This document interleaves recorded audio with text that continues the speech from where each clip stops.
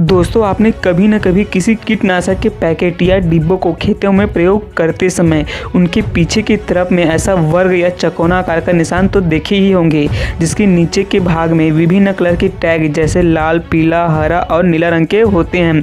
दोस्तों क्या आपको पता है कीटनाशकों में ऐसा कलर टैग क्यों दिया जाता है और इसका मतलब क्या होता है? तो दोस्तों इसी चीज़ को इस वीडियो में हम जानेंगे, क्योंकि यहाँ जानकारी सभी किसानों या अन्य सभी व्यक्तियों के लिए काम की चीज़ है। तो चलिए दोस्तों जानते हैं दवाई में इन कलरों का उपयोग क्यों किया जाता है। तो दोस्तों यहाँ कलर टैग मुख्यतः 4 प्रकार के होते हैं। पहला लाल, दूसरा पीला और नीला और एक हरा।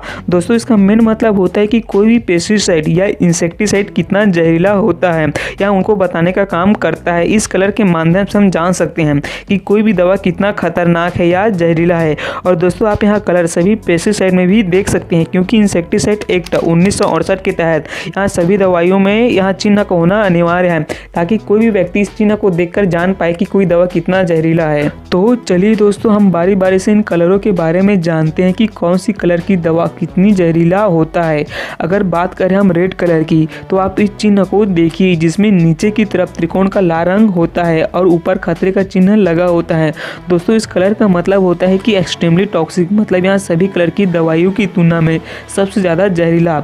इसकी कुछ मात्रा ही फसलों के लिए पर्याप्त होता है और जब हम इस प्रकार की दवाइयों का स्प्रे खेतों में करते हैं तो हमें बेहद ही सावधानी बरतनी चाहिए, क्योंकि इस प्रकार की कलर टैग वाली दवाइयों की कुछ मात्रा गलती से हमारे शरीर या त्वचा में पड़ जाने पर इसका बहुत ही दुष्परिणाम मिलता है। कई बार यहाँ दवाइयाँ हमारे त्वचा में पड़ जाने पर एलर्जी और जलन जैसी गंभीर समस्या हो सकती है। दोस्तों इस प्रकार की कलर टैग वाली दवाइयाँ 1 से 50 मिलीग्राम प्रति किलोग्राम वजन की दर से किसी जानवर या व्यक्ति के शरीर में किसी कारणवश या गलती से चला जाए तो यहाँ तुरंत ही अपना असर दिखाना चालू कर देता है। दोस्तों इस प्रकार की कलर टैग वाली दवाइयों के एग्जाम्पल है मोनोक्रोटोफास, जिंक फास्फेट और बहुत सारे दवाइयाँ आते हैं जिन्हें आप खेतों में यूज करते समय इसके पीछे लेबल को देखकर पहचान सकते हैं। अब दोस्तों बात करते हैं येलो टैग कलर वाली दवाइयों के बारे में। दोस्तों जिन पेस्टिसाइडों में इस प्रकार का कलर टैग लगा होता है वहाँ भी बहुत ज़्यादा जहरीली होती है। दोस्तों इस प्रकार के पेस्टिसाइडों को हाईली टॉक्सिक दवाइयों के कैटेगरी में रखा गया है।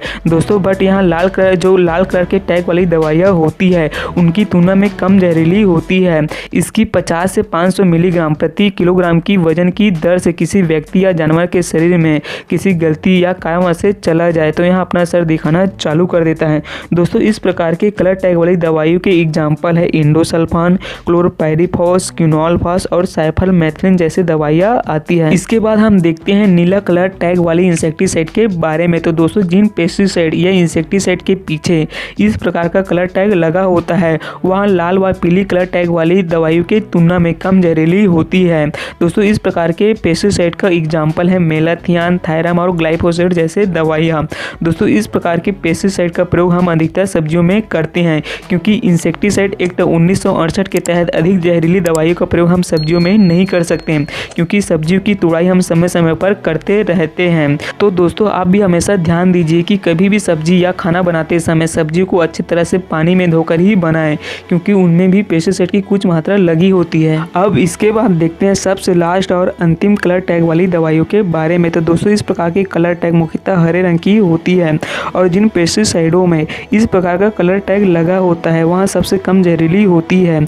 इस प्रकार के पेस्टिसाइडों को लाइटली टॉक्सिक के कैटेगरी में रखा गया है और इस प्रकार की दवाइयों का प्रयोग हम फसलों के साथ साथ घरेलू मक्खी, मच्छर इत्यादि को रोकथाम के लिए कर सकते हैं।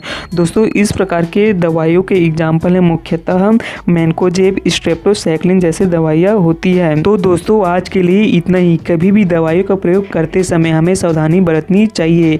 स्प्रे करते वक्त चेहरे अच्छे से ढका होना चाहिए। स्प्रे करने के बाद हाथ वगैरह को अच्छे से धो लेना चाहिए, क्योंकि इसकी कुछ मात्रा ही हमें नुकसान पहुंचा सकता है। तो दोस्तों वीडियो अगर अच्छा लगा होगा तो वीडियो को लाइक कीजिएगा और ऐसे ही एग्रीकल्चर से रिलेटेड सभी प्रकार की वीडियो देखने के लिए हमारे चैनल को सब्सक्राइब भी करके बेल आइकन जरूर ऑन कर लीजिएगा। तो धन्यवाद।